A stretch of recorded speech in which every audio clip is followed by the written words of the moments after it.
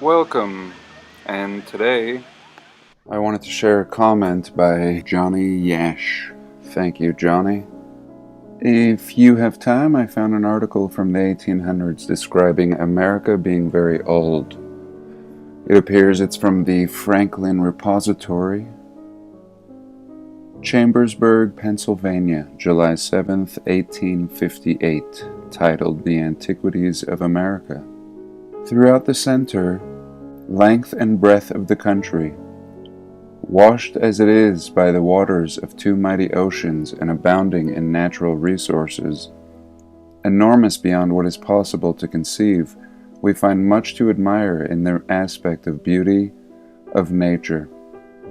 And whether we travel from the distant shores of Maine to New Brunswick to the golden lands of California and the shores of the great Pacific, or from the bright crystal lakes of Minnesota to the orange groves of Florida, we behold throughout the immense extent the feature of nature, grand and beautiful in every aspect.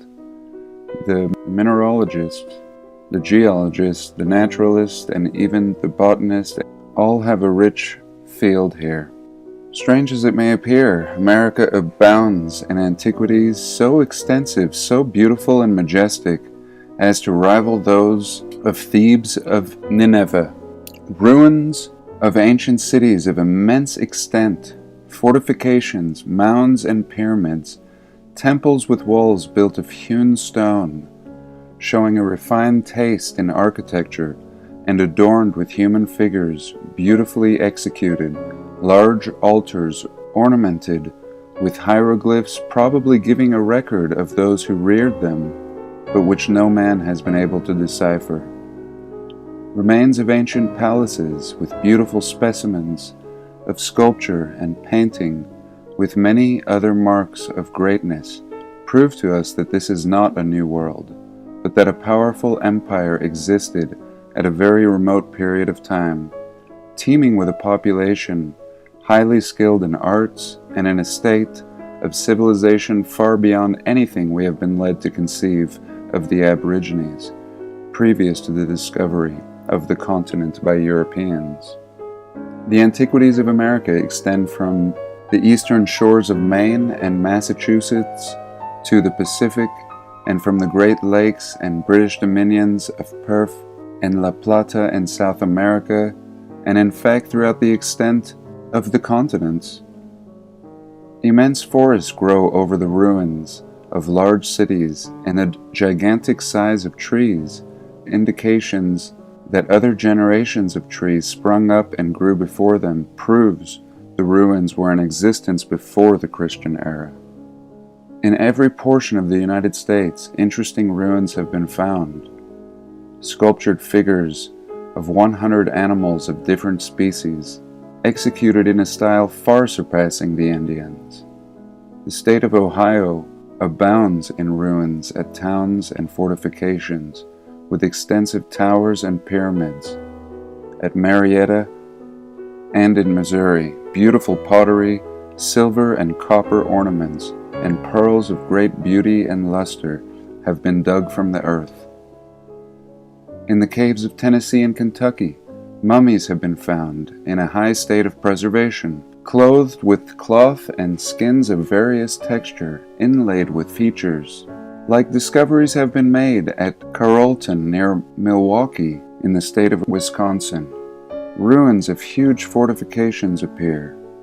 Similar ruins in the state of Missouri. On the south side of the Missouri River in the western portion of the state is an enclosure of some 500 acres, which includes the ruins of a building, no doubt an ancient tower, with walls 100 feet high and 80 at the base, attached to which a redoubt and citadel, much resembling the structure of a European tower. But it is in south of Mexico that magnificent and beautiful ruins present themselves in abundance, ruins of majestic cities and magnificent temples and altars with beautiful works of sculpture tastefully wrought, palaces adorned with paintings, colors chiefly sky blue and light green, which show by their richness and elegance to be the work of a highly cultured people.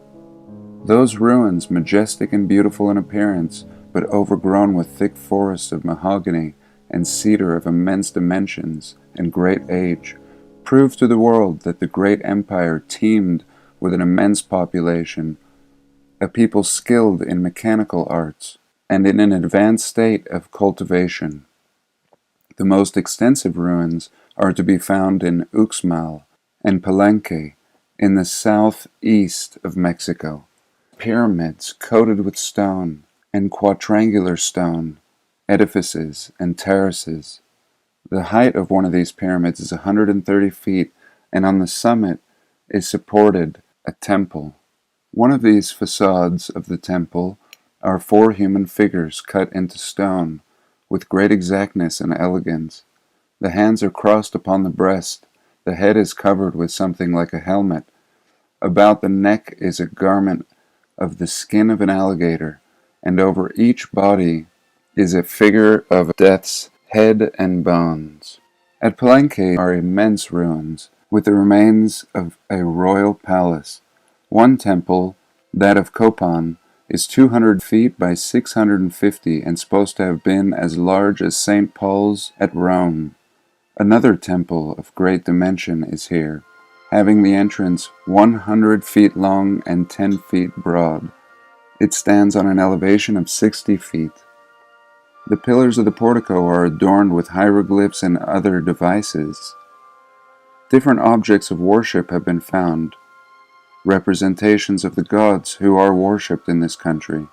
These temples, with 14 large buildings and many other objects of curiosity, stand here as monuments of ancient greatness, to remind us of the remote origin of a mighty empire. The city has been called the Thebes of America, and travelers have supposed that it must have been 60 miles in circumference and contained a population of 3 million souls. Centuries must have elapsed and dynasties succeeded each other before such orders of architecture were introduced, and a great length of time must have passed before an empire would become sufficiently powerful to erect such temples and possess a city of such vast extent. In looking back to the past, we feel interested in the imagination that this people, in the noonday of glory, enjoyed all the fruits and luxuries of an advanced civilization. But when we hold these ruins, a melancholy must at once seize our minds. On the ground where once nations met in their strength and power, wild beasts now roam, and venomous serpents wend their way. And over these vast cities, where once the busy hum of industry and the voice of merriment resounded, grows the vast cedar, on which branches the owls chatter. In this country is exhibited the largest pyramid in the world, that of Cholula, near Puebla. It covers 114 acres, and is 200 feet high. On its summit was a temple, and in the interior has been discovered a vault, roofed with beams of wood containing skeletons and idols. Several smaller pyramids surrounded this large one. It appears to have been formed by cutting a hill into an artificial shape. Its dimensions are immense, being nearly 2 miles in circumference and about 400 feet high. It's divided into terraces and slopes covered with platforms, stages, and bastions, elevated, one above the other, and are formed with large stones skillfully cut and joined without cement. In some respects, the style of architecture resembles the Gothic, being massive and durable, while in other respects it resembles the Egyptian. Yet the general construction matter and style of architecture is different from anything described in the world. In Egypt, hieroglyphs on stone denote remarkable events which no one has been able to decipher. A dark shade rests on the antiquities of America, and few rays of light enliven the gloom. We have ancient history to inform us of the events in Egypt, how that empire was founded, and how it prospered and fell. We have the same record at Babylon, Nineveh, Greece, Rome, Carthage, but not in the least information we have in relation to those who erected these cities. What people, whence they came, not a ray of light to dispel the gloom which seems to rest on the earliest history of America. Architecture, sculpture, painting, and all the arts that adorn civilized life have flourished in this country at a period far from remote. This is evidence sufficient to prove that these cities were in ruins at least 16 or 1800 years ago. In Palenque are the remains of an altar over which grows the immense cedar, whose powerful roots enshrine it.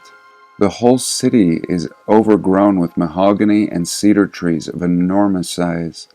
The concentric circles of these trees, the well-known cycles for a year, have been counted, which shows they were more than 800 years old, and there were indications of another generation of trees having sprung up before them. How few reflect on the fact that America is an old dominion, the seat of an ancient and mighty empire. These facts are opening themselves every day to the eyes of the astonished world. It is to be hoped that the spirit of inquiry, which seems at present to animate all classes of learned men, may throw light on the early history of this remarkable reign. Absolutely fascinating article from 1858. So that's it for today. I do hope you enjoyed. Have a blessed day, and please like, comment, and subscribe.